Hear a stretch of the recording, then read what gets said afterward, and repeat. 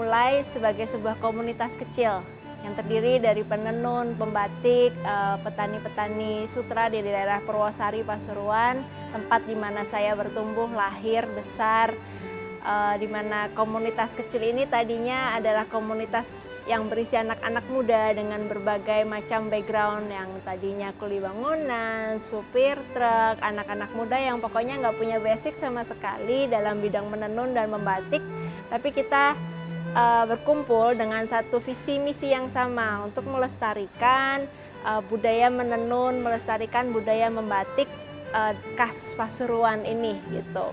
Jadi awal mulanya kita explore nih motif-motif khas Pasuruan yang sangat kekinian lah, yang kita refresh the look ikoniknya Pasuruan, kita refresh the look, terus tenunnya juga. Kalau image tenun anak zaman sekarang itu image-nya tenun itu panas, gatel, nggak nyaman dipakai. Nah, kita explore bahan-bahan yang organik, yang biodegradable dan sangat nyaman untuk dipakai sehari-hari. It's very wearable dan sangat cocok untuk berbagai produk fashion. 2015 itu selain kita menyamakan visi misi, explore produk, kita trial and error, kita juga mulai memperkenalkan produk kita ini ke market, mulai dari circle yang terdekat dulu, teman, keluarga, sampai akhirnya saya membuat website untuk diperkenalkan lebih luas lagi gitu. Karena memang target market saya adalah market di Jakarta dan di Bali, jadi website ini memang sudah harus dipersiapkan sebagus mungkin dan seprofesional mungkin, mulai dari fotonya, storytellingnya, prosesnya, supaya para visitor yang datang ke tempat kami, ke brand kami melalui website dapat memahami proses artisanal produk yang kami buat dari awal, dari hulu sampai hilirnya.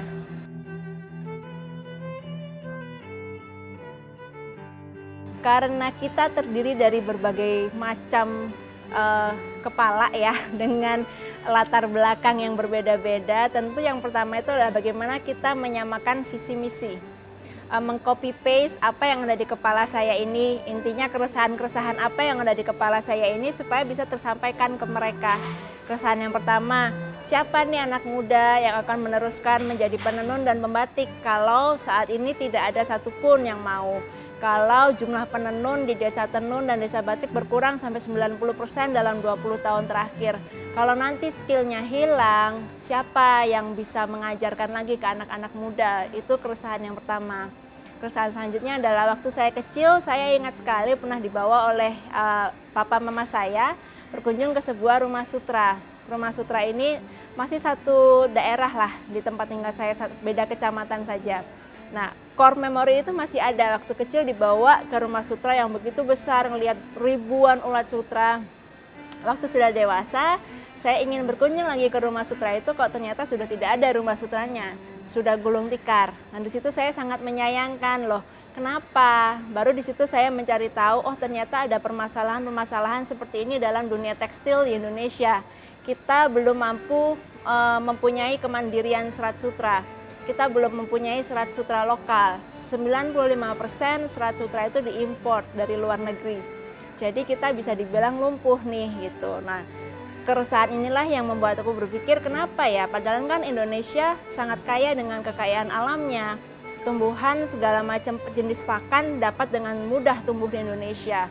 Dan kalau untuk berbudidaya ulat sutra, kita tinggal memikirkan bagaimana kita bisa menciptakan sistem yang tepat dengan manpower yang tepat dan berbudidaya juga secara etis, supaya kita tetap menjaga keharmonisasian dengan lingkungan. Seperti itu. Makanya saya melihat budidaya sutra eri yang di Pasuruan ini bisa menjadi solusi nasional.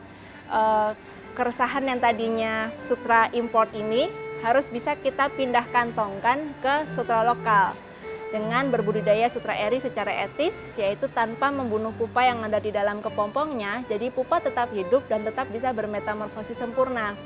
Kita panen ulat sutranya secara etis, kita ambil seratnya untuk kita olah menjadi artisanal produk, menjadi scarf, busana seperti yang saya pakai sekarang ini, lalu menjadi fashion aksesoris lain seperti tas, sepatu, dan yang lainnya. Dari dua hal yang kami lakukan di Pasuruan ini, semoga tantangan-tantangan dalam lokal maupun nasional bisa terjawab pelan-pelan ya. Lokalnya adalah bagaimana supaya anak muda ini bisa menjadi generasi penerus dunia tenunan batik. Lalu dengan budidaya sutra erinya bisa menjawab akan keresahan nasional. Bagaimana kita bisa mandiri serat sutra di Indonesia. Dan tentunya praktik yang kita lakukan sehari-hari ini ternyata juga menjawab keresahan lainnya. Tantangan lainnya dalam dunia fashion. Tantangannya apa? Bagaimana kita bisa meminimalisasi polusi. Karena dalam dunia fashion ini ada riset yang menyatakan bahwa industri fashion adalah industri yang berpolusi terbesar kedua di dunia bahkan setelah oil and gas gitu. Nah, jadi tantangan selanjutnya adalah bagaimana kita bisa melaksanakan praktek-praktek produksi yang ramah lingkungan supaya kita tidak mencederai alam.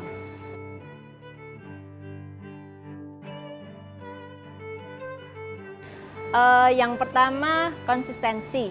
Konsistensi itu sangat penting karena inkubasinya ini berlangsung dari bulan Agustus sampai bulan Desember. Dan selama 5 bulan itu kita setiap minggu harus mengikuti jadwal online mentoring, dan di mana setelah akhir sesi mentoring kita akan mendapatkan tugas-tugas yang harus kita kerjakan untuk akhirnya tugas itulah yang menjadi skor kita untuk maju ke tahap berikutnya. Jadi kebayang dong tiap minggu, tiap weekend kita nggak bisa happy-happy tapi malah mengerjakan tugas-tugas dari para mentor itu. Konsistensi dan tekad dan niat yang kuat sih yang harus kita pertahankan. Kegigihan untuk terus konsisten menjalankan usaha, memberikan progres yang baik, memberikan progress report di tiap bulannya kepada para mentor secara offline. Kita presentasi juga, kita pitching juga, banyak sekali ilmu yang bisa kita dapatkan, insight-insight baru yang kita dapatkan, asalkan kita mau terus mengambil sisi positifnya ya, melihat sisi positifnya, jangan dilihat capeknya, jangan dilihat kok gue nggak bisa happy-happynya gitu, tapi dilihat bahwa ini adalah ilmu yang sangat berharga, diberikan secara gratis untuk mengembangkan bisnis kita supaya brand kita bisa naik kelas.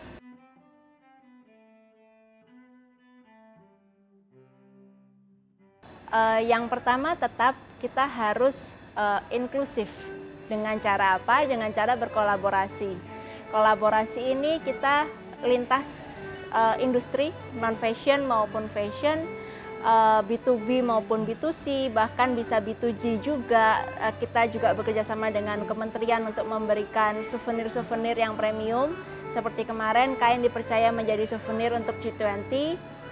Lalu dari kementerian-kementerian lain juga sering memberikan order-order untuk souvenirnya. Lalu untuk strategi berikutnya adalah kolaborasi ini menurut saya adalah yang paling tepat untuk bukan hanya meningkatkan profit, bukan hanya meningkatkan omset secara signifikan dalam waktu yang singkat, tapi juga untuk memperluas awareness akan sustainable fashion melalui cross branding dengan customer base-nya si brand A, brand B, di-combine dengan customer base-nya kain, awareness akan sustainable fashion ini akan semakin meningkat, bersinergi dengan industri lain untuk meningkatkan exposure tentang sesuatu hal yang berhubungan dengan sustainability di bidang apapun itu.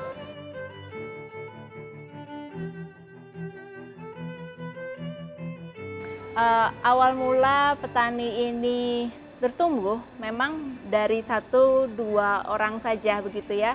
Lalu kita kebetulan saya merasa sama semesta itu seperti dituntun. Setelah ketemu dengan pembatik ini, kamu ketemu dengan beliau ya, penenun ini. Setelah ketemu dengan beliau. Nah, pada saat itu adalah pada masanya saya untuk bertemu dengan para petani sutra yang sedang berjuang juga untuk berbudidaya sutra eri di Purwosari Pasuruan. Saya lihat mereka memang belum mengarah ke artisanal produk.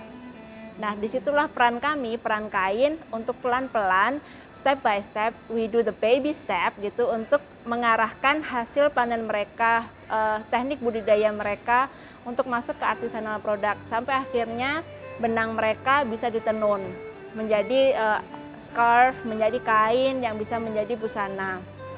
Nah, baby step inilah yang kain terus dampingi dari awal mula sampai bahkan mereka menjadi satu wadah koperasi bernama Koperasi Kupu Sutra. Kain juga terus mendampingi gitu. Pendampingan ini juga kami lakukan dari segi perluasan market. Seperti misalkan Kain jika ada pameran di Jakarta, Kain juga akan membawa perwakilan dari Koperasi Kupu Sutra untuk hadir di pameran tersebut, bisa memperkenalkan wadah mereka, memperkenalkan petani mereka supaya marketnya bisa terbuka lebih luas lagi.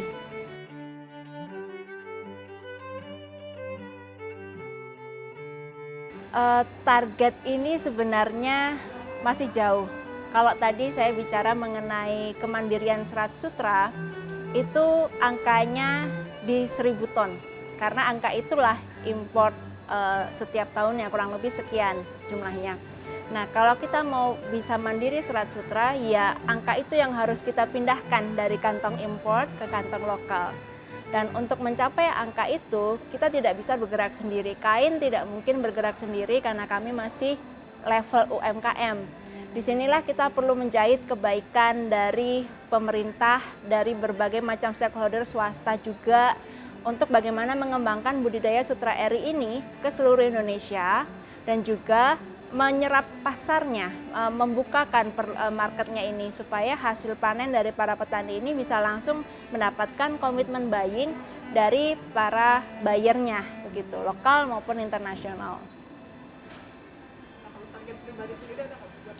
Target pribadi adalah bagaimana Kain bisa menjadi brand yang terus bertumbuh, semakin banyak anak muda yang terlibat, menjadi penenun, menjadi pembatik, menjadi pemintal, dan Kain bisa menjadi istilahnya motor penggerak bagaimana supaya Serat Sutra ini bisa terus dieksplor, dikembangkan, naik kelas, misalkan bukan cuma sekedar pintal tangan, tapi juga sudah pintal mesin. Pintal mesin pun bagaimana pintal mesin ini bisa dikolaborasikan dengan serat-serat lokal lain di Indonesia.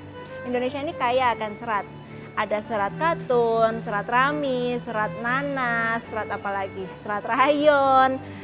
Bagaimana semua serat lokal ini dikombin dengan serat eri silk, dengan Serat Sutra eri ini supaya bisa menjadi satu produk yang memang dibutuhkan oleh masyarakat kita. Pelaku fashion, desainer, perhotelan, industri, bank, semuanya kan membutuhkan fashion gitu.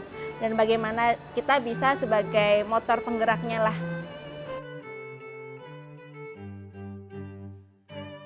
Oke, kalau untuk karyawan Kain, kami sudah berkolaborasi lebih dari 50 anak muda yang kita training untuk menjadi penenun, pembatik, pemintal, dan menjahit. Dan yang aktif sekarang ini itu ada di angka sekitar 25 orang.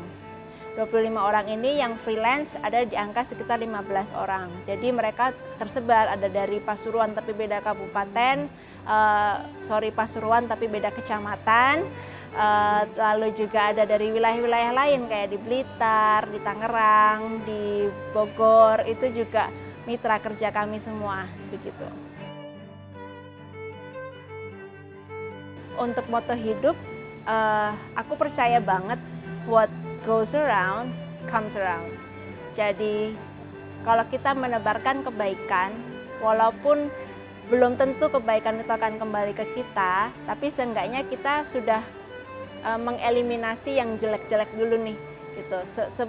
Seminimal mungkin kita berlaku yang jelek kepada orang lain, kepada alam juga, itu akan membawa kebaikan bagi diri kita sendiri.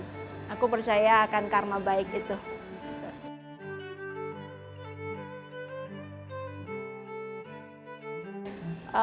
Memulai sesuatu bisnis atau usaha di bidang sustainability, yang kita pikirkan jangan kitanya dulu. Fokusnya bukan ke diri kita sendiri, fokusnya bukan ke profit. Fokus yang pertama adalah, menurut saya yang paling penting adalah purpose.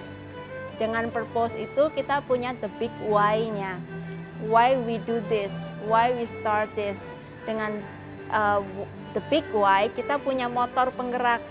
Jadi sesulit apapun tantangannya, serumit apapun yang kita hadapi di market, di lapangan, kita akan terus berusaha, kita akan terus mencari jalan supaya usaha kita dapat terus berjalan. Jadi purpose ini adalah yang nomor satu kalau kita mau menjalankan sesuatu di bidang sustainability. Purpose-nya kita carinya dari mana sih? Saran paling gampang yang kita bisa tiru adalah mengikuti Pak Jokowi. Kita belusukan. Belusukan mencari di daerah sekitar kita ada apa ya, kita lihat-lihat, kita komunikasi. Dan kalau apa yang sudah kita pelajari hari itu nyantol terus di kepala, terngiang-ngiang terus di kepala, ya berarti ada something di situ yang menggugah suara hati kita. Tinggal kita ulik lagi, kita explore lagi bagaimana kita bisa bergerak di dalam hal itu. Solusi apa yang bisa kita tawarkan dalam hal itu untuk mencari purpose-nya. Selanjutnya adalah kita cari people-nya, siapa yang bisa kita ajak bekerja sama untuk membesarkan brand ini, membesarkan usaha ini. SDM, manpower itu adalah yang paling penting untuk bagaimana kita bisa survive. Seperti kain, kita sudah bisa autopilot. Saya di Jakarta, tim workshop ada di Pasuruan, 25 orang bekerja secara autopilot. Bahkan waktu menggarap order untuk G20 kemarin, saya nggak perlu pulang ke Pasuruan. Ratusan pieces scarf dikirim ke Bali, dalam waktu 2 minggu saja mereka memproduksi, beres semua dengan autopilot itu. Jadi makanya people itu paling penting juga. Selanjutnya adalah planet. Bagaimana usaha yang kita lakukan ini supaya bisa menjaga sustainability-nya, tentu kita harus mempunyai praktek usaha yang etis, yang ethical, yang ramah lingkungan.